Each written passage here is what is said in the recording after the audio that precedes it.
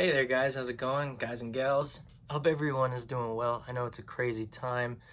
It's been a crazy time for such a long time. I know a lot of people are starting to get a little too antsy, and it's just something I really wanted to talk about. And that's it's hard to talk about. I haven't really put thought into what I'm gonna say, as I usually don't. I usually just go.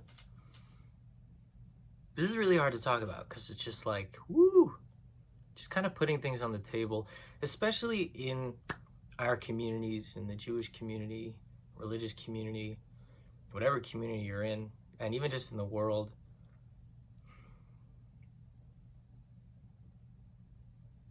When we get into the topic of addictions, when we get into the topic of drugs, of porn, alcohol, uh, mental health, depression, anxiety, all this stuff, there's such a taboo around all of it, and different ones. It's becoming less taboo. Alcoholism is a lot less taboo to talk about.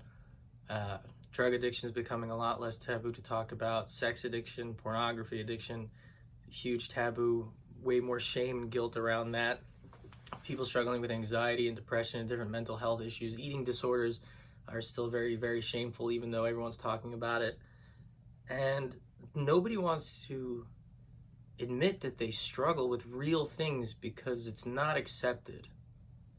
And people need real help, but they can't get it because the second you say, like, I struggle with pornography, even though that's like the most normal thing, and there's a lot of help to be gotten from that, you're all of a sudden ostracized. Like, who are you going to tell?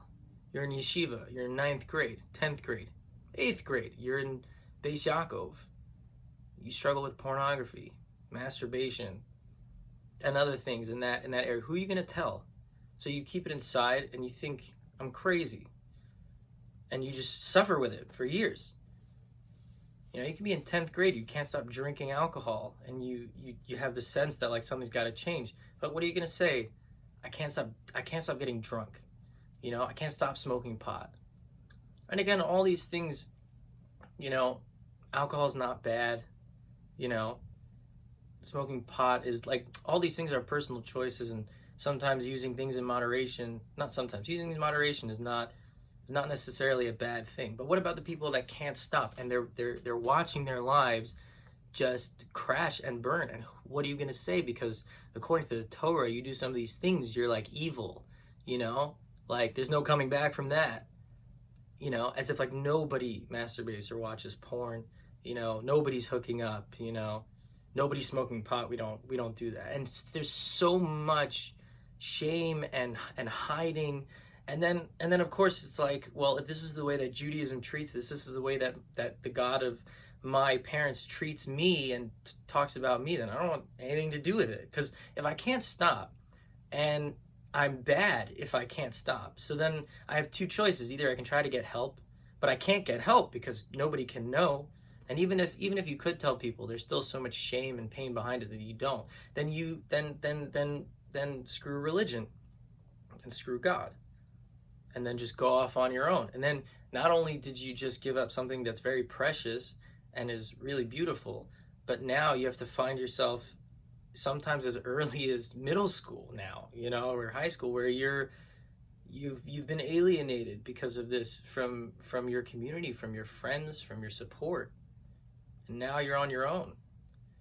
And it's so normal. It's so normal to struggle with anxiety and depression. But how do you tell? You're in 10th grade and you're like, I cannot get out of bed. I don't have the energy. I'm plagued by awful thoughts and fears. You can't admit that. But I'm here to tell you that you can admit that. And there's so many people, famous people, who after years and years and years are starting to come out and say, yeah, I was addicted to drugs. I was addicted to alcohol. I was addicted to pornography. I was addicted to sex. I was addicted to this. Everyone from, like, in the music world, you got like Eric Clapton, and you have, one of the most famous musicians ever, alcoholic or drug addict. I'm not sure which one. You have Terry Crews, NFL player, movie star. He's 10 years into, recovering from pornography addiction. You got what's his name? Iron Man, freaking Iron Man. What's his name? You all know who he is. Coming out and saying these things are normal. It's painful. These things are they're diseases, and they're so easy to fall into. And you need to know that you're a normal person. You're a good person. And you need to find somebody to share this with if this is something you're struggling with. And you're not alone. You're not crazy, and God doesn't hate you, and Judaism doesn't ostracize you. God doesn't ostracize you. And if there are people that are doing that, if there are people that are telling you, nope, you can't do this, and like it doesn't matter how, you just got to stop. If these people are making you, if anyone's making you feel awful, if anyone's making you feel less than a human being, and you're not worthwhile unless you can get rid of this stuff, then they don't represent God. They don't represent Judaism. They don't represent healthy living, a real Torah life. And there's help out there. You know, if you found yourself in a place where you're involved in something that is taking over your life and you can't stop, and you see it breaking you apart and you just don't know what to do, there's people to reach out to, and there's help to be had, and there's a good life to be reached, and you're not alone. You're not the only person. And it doesn't matter how strong you are sometimes. It doesn't matter how intellectual or how anything. We struggle with these things regardless of how good we are, how kind we are, how serious we are about our religion, how much we love God. Sometimes it doesn't matter, because these are really powerful things, substances, attitudes. And not only are we not a religion, and not only do we believe in a God who understands that we go through these things, but he knows that we go through these things. And he doesn't look at us like we're bad. He knows exactly. And he's saying, you're awesome. And this is going to be your test. This might even be part of your life's mission, to work through these challenges, to work through this pain, shame, guilt, fear, trauma, you know, that may have been plaguing you for a year, for 10 years, for 50, 60 years. And the empathy you're going to be able to have, having gone through these struggles and these pain, how much you're going to be able to help other people. You're going to be able to be someone in a community where people can come to you and say, I struggle with this. And you're going to look at them and be like, I know where you were, and I'm here for you, and you're not alone. You know?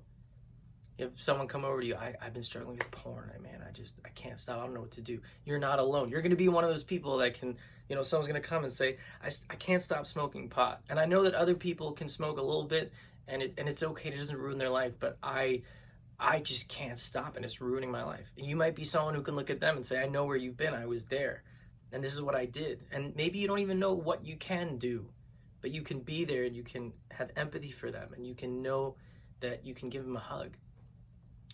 And that we can go on forever with this, but I just wanted to put it out there so that people are hearing this.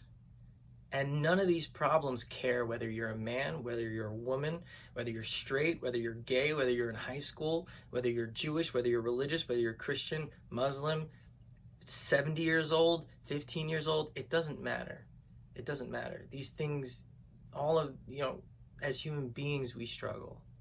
As human beings, we go through so much crap. We go, and there's, all I can say is that you are not alone, and there is help, and there are people to reach out to, and it's not worth hiding anymore. And if anyone is gonna throw you aside like you're bad or like you're not important, then they don't deserve you in the first place. They don't deserve to have you in their school. They don't deserve to be in your life, because nobody should treat anyone that way. You know, Hillel, guy said, teach me the Torah on one foot. Don't do to somebody else what you wouldn't want done to you. Nobody would want anyone to put them down. People want other people to accept us, to love us, to give us help, to have empathy for us, to help us through, to say you're amazing. If you have these struggles, you're even more amazing than the people that don't. Look at what you're fighting. Look at what you have to do every day to get through. You're huge. You're a hero. So whoever you are out there, you're loved. You're not alone. And God loves you. And I love you.